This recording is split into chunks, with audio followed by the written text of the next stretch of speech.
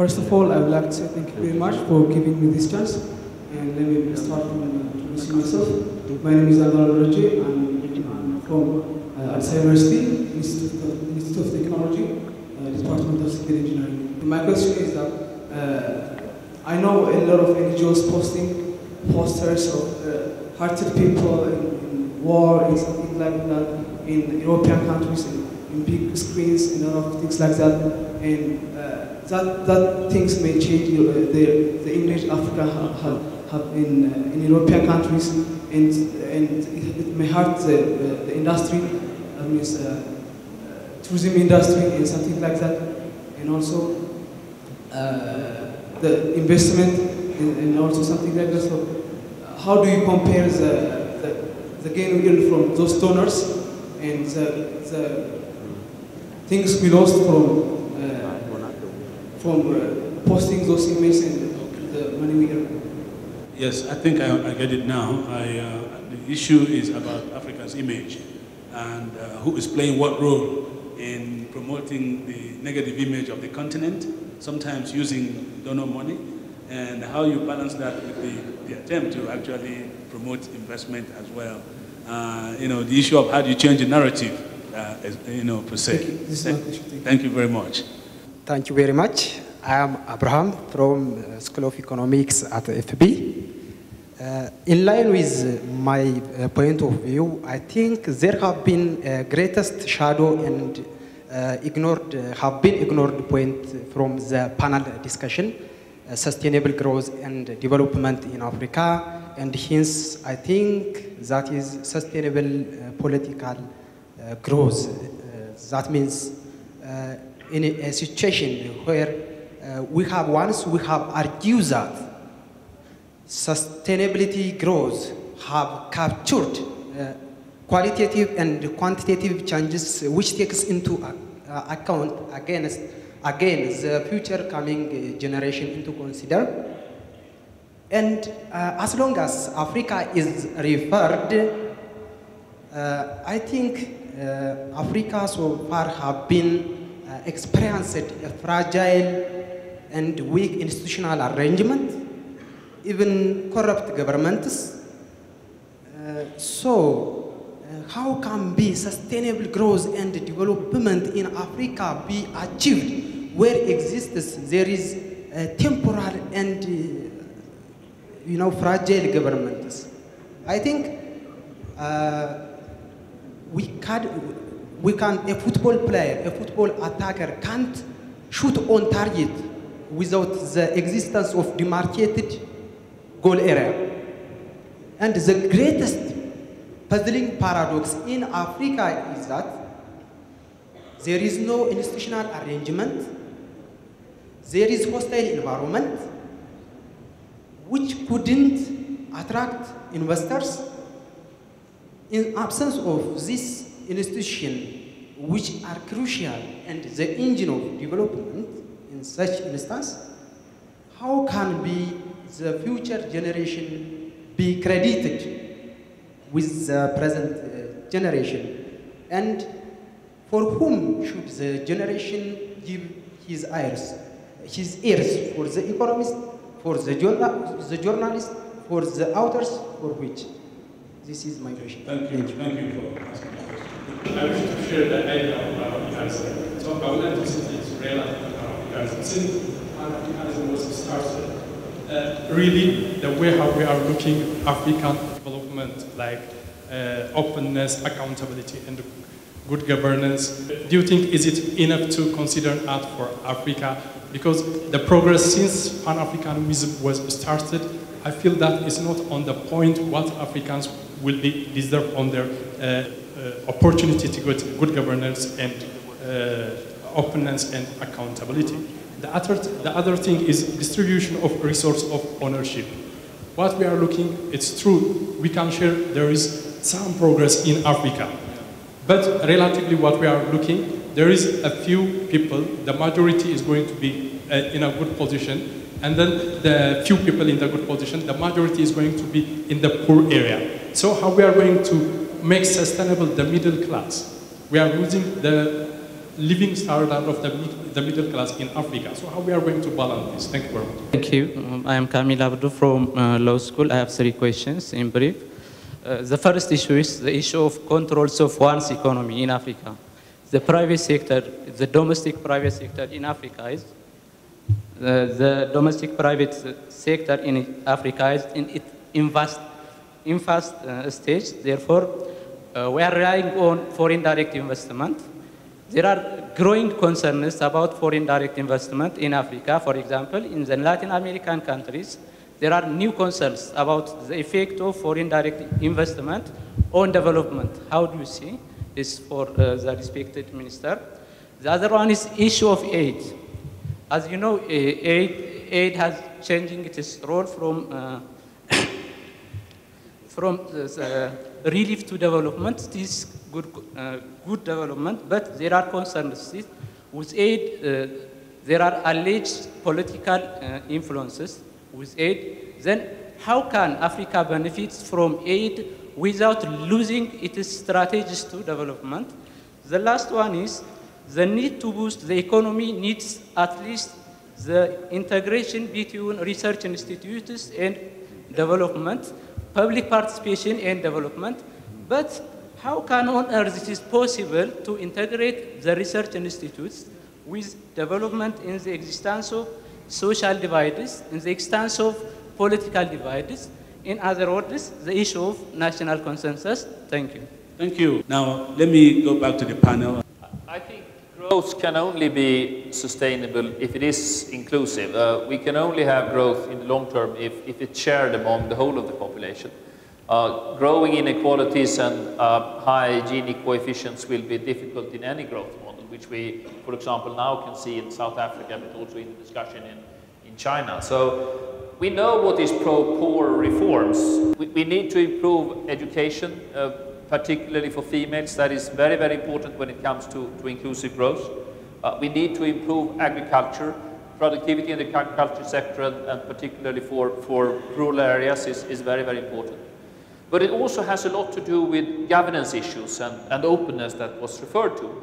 Because if we are not going to see corruption and this allocation of resources, we need to have good governance and openness on how these distributions are made and how the markets work.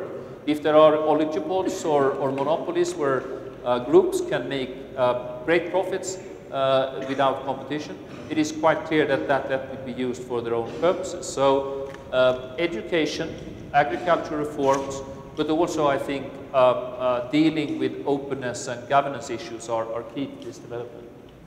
I'm very, very sorry that we have to cut short the minister's participation in the panel, and just when Gunilla is going to, because the air space is going to close unless you get into the air very, very soon. I suggest that those who are interested can stay a little bit longer with the rest of the panelists, and then we have to say goodbye to all of you from the Swedish side.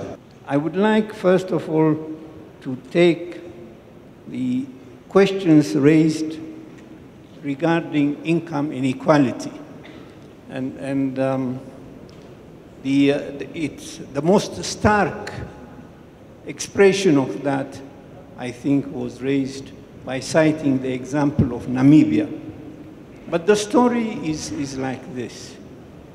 Developing countries, until their level of development reaches a pretty high level, possibly middle income or higher, all economic literature indicates that inequality will increase before it goes down. Unfortunately, this is the history of economic development throughout the world. Now, it's no use saying to us that tough luck, inequality will even get worse, and we just have simply to tighten our belt and see what and just accept it. Even if it is at the margin, I think there are a lot of things that developing countries can do, in particular Africa. Let me tell you the good potentials that African countries have in the coming decade or two. Africa's natural resources, and by that I mean mineral resources and potential for oil and gas, on a continent basis, are the least explored so far. If you look at the world at large and ask yourselves how much exploration has been done on a per square kilometer basis, you will find that Africa stands at the least explored. Now, the opposite of that is that there is a potential, a significant potential at least, for mining to become a reasonably good source of income in the coming decades within sub-Saharan Africa. This is a good potential if we can make good use of it. If we can learn from the mistakes that have been done in this continent and in the rest of the world, developing countries, then I think we have a new situation that can uplift our economic growth and hopefully minimize the level of income inequality that we might experience as our GDP or as our economy improves. So I do not want to close this aspect of the question on a negative note. I would like also to give some hope to all of us that there is quite a bit that we can do to minimize the income inequality that countries face as they go through the process of growth.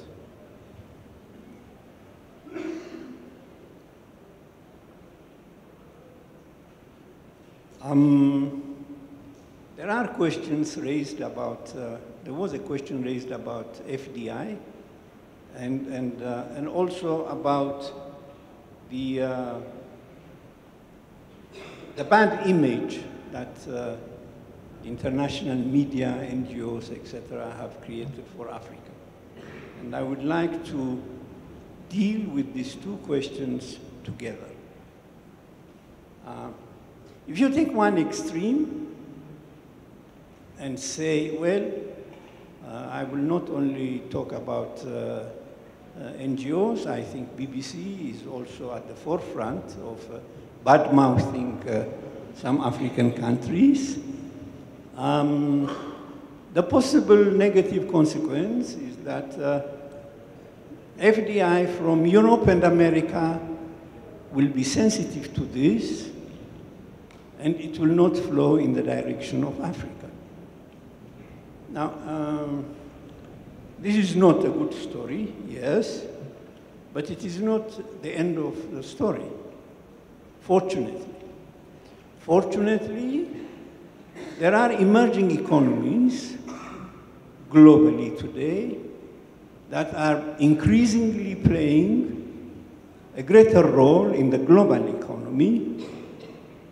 India, China, Indonesia, possibly Turkey and others, who are keen to invest in Africa, and fortunately, who are not that much swayed by the images that are being painted by the media of the West. So we might not get all the FDI that we could have obtained from the West, but it is not the end of the world, and there might even be some silver linings even in such a situation. But further on, there was the questioner asked about the negative role that FDI could play in African countries. I would like to expand that a little bit bigger and say it is not simply FDI that can play a negative role. It is also domestic investors. So, viewed from this perspective, it is up to African countries to devise appropriate policies so that investment in general, be it carried by foreign investors or domestic investors, investment in general can go in the direction of supporting the bulk of the population. And that responsibility cannot simply be left to the private sector. It is up to governments to have, and somebody was also talking about countries having difficulty of evolving their own policies because of pressures that might be put on them by development partners. But that is precisely the point. Whether there are pressures or not, it is up to African countries to be able to own their strategies, to be able to formulate their strategies to begin with. And if they do so, then I think they can guide investment in the right direction. Thank you very much, Nnadozie. I'm afraid Eleni is probably urging because she has to be somewhere. So Eleni, I think Nnadozie has actually done justice to a lot of the questions, but there are still some that I believe you can make a contribution to. Please, go ahead. Okay, I wanted to say that on this topic of branding and image, that, you know, the facts actually drive let's say, the image. So we got very used to, for 20 plus years, thinking of Africa as a continent of war, civil strife, hunger, internal, you know, problems. But that's also because that was the reality. So, in a sense, when, as you know, The Economist portrayed, and it's, I know, very embarrassing for The Economist today, but when it portrayed Africa as the hopeless continent, I think if we all had done a poll of ourselves as Africans, we probably would sort of agree. And then when they turned around and said, you know, Africa on the rise, that's because there were facts behind that. There was a decade of some of the highest growing economies in the world right here in Africa. So I think that we are ourselves now changing our own perception. And then when you have initiatives like M-Pesa in Kenya, which is an initiative to bring mobile banking to millions of people, that's actually taking over banking in the brick and mortar, you know, normal bank branches, and that the world says, wow, look at this innovation that Africa invented on African soil by Africans, and that the rest of the world is learning from. Same thing with e-pedigree. This is the system in Ghana to check whether, you know, pharmaceutical products are legitimate through scanning it on your mobile. So there are many things that are emerging in Africa that are actually surprising and delighting the world. And behind all of that, there is a growth that you can't deny. There are elections. In 2012 alone, I think the number was 20-something elections have happened. So democracy is clearly here to stay. So these things are changing the image of Africa, whether or not there are some posters or nasty journalists. I think for me that's fairly irrelevant. What we don't do very much of as Africans ourselves is be part of that branding and part of that image building. And I think that that should be the if we turn the question on its ear, it's what are we doing to brand ourselves? Not so much, you know, crying about who's saying what about Africa. I think that's actually becoming quite irrelevant. Thank you very much. That's a challenge to the youth. Please, Jessica, go ahead. And thank you very much. And I'd just like to build on what Dr. Eleni has mentioned. It's about us to create our own image and perception of what people want to see out there. And it's not about waiting for international media to actually come all the way across the globe and tell a story about you. We get a lot of this at the iHub. We get a lot of international media visiting the iHub. And we ask the community members there, the hub members, why don't you tell your own story? The power of blogs, the power of Twitter, tell your story. People should hear about you. Local media, you need to get into the local media and convince them that they need to tell a story about you. I see there's a mixture of university students here. There's people from economics. Please help me out here. The students, economics, what else? Give me a blend of the kind of students we have in the room. Economics, law. Students, why are you quiet? Come on, this forum is for you. Law, economics, politics. Yeah. If you want to actually take away the negative image, you need to have the drive and energy that I do. Young people have a lot of energy in them.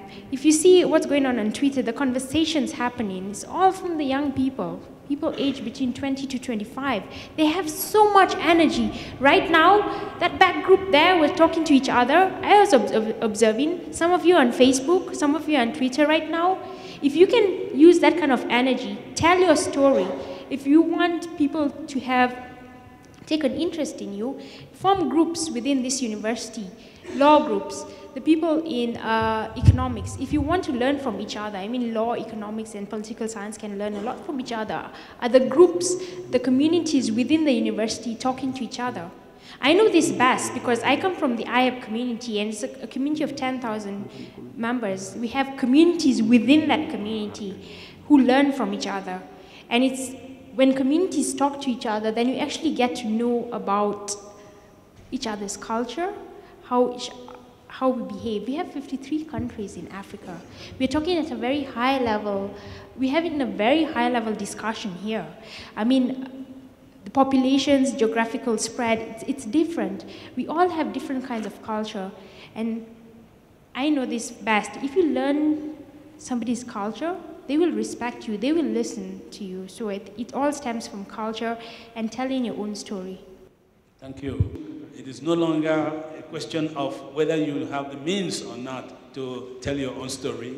You do have the means, she's telling us. Are you going to tell your own story to the world?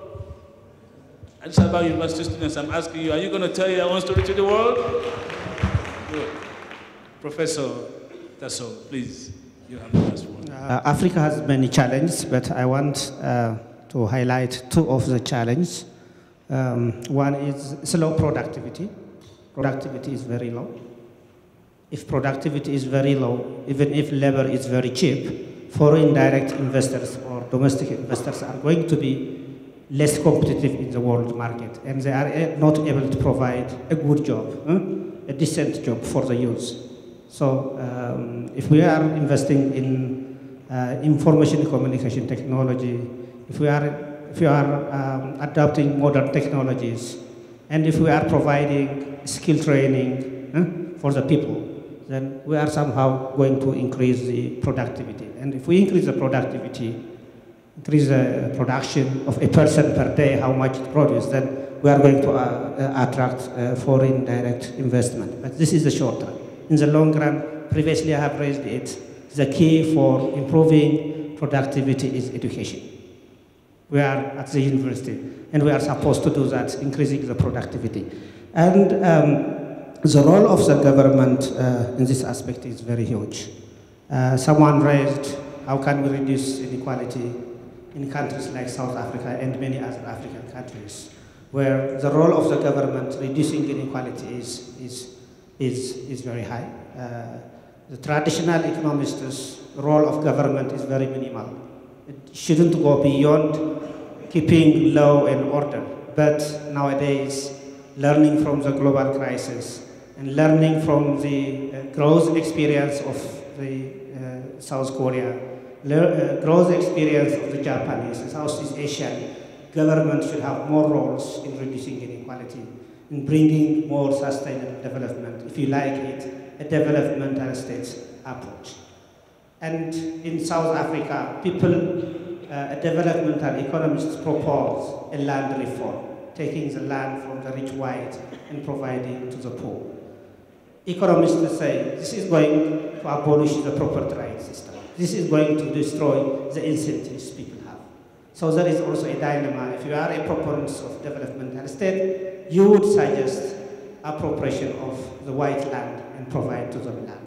And if you are somewhat more hardline economists, you would be against that.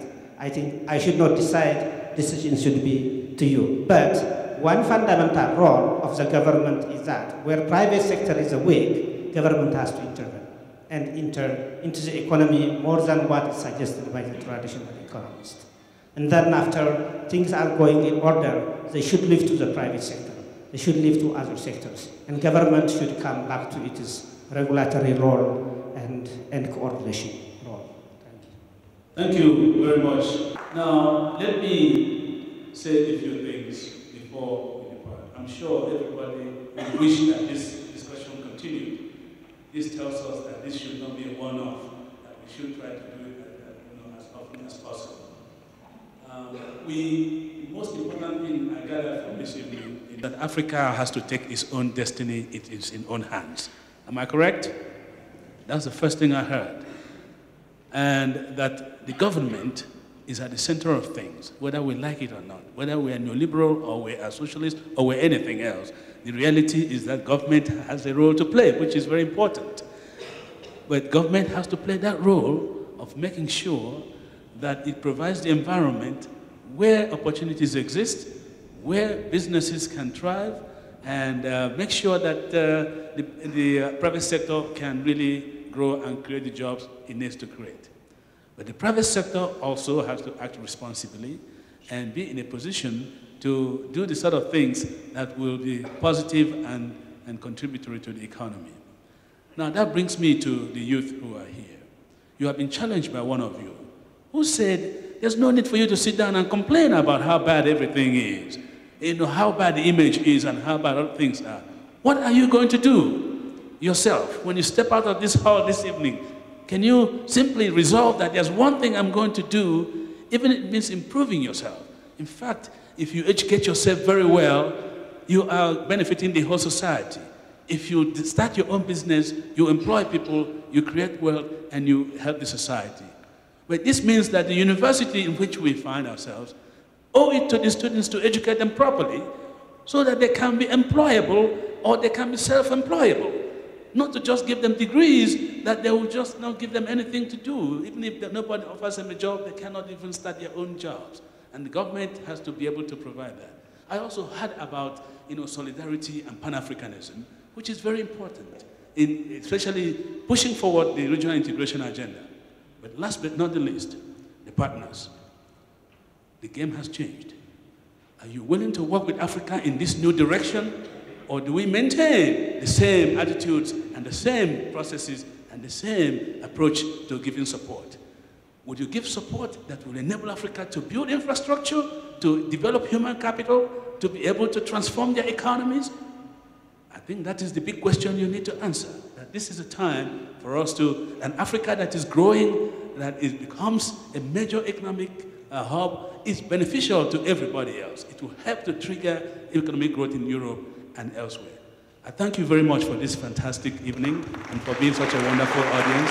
Now I give the microphone to Anton, my friend here. I think he has something to say. Everybody, first you're wondering, who's this now? I'm Anton from the Embassy of Sweden. Thank you all for your participation.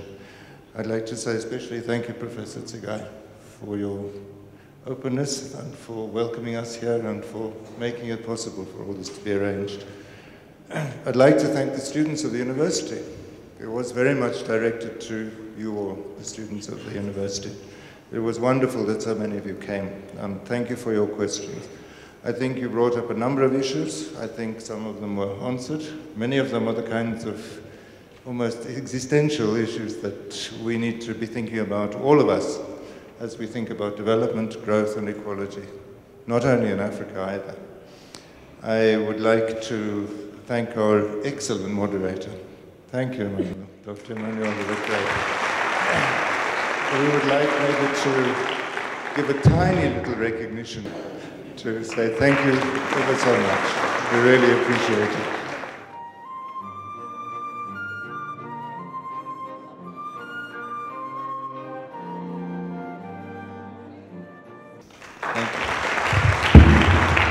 Well, again, I would like to thank all the participants, the moderator and the panelists. I think it has been a very exciting occasion. I think after this panel discussion, there are so many things that our students have learned, and this panel discussion will make a difference. I thank you very much. I do have a very small gift so that the panelists and the moderator can remember Addis Ababa University.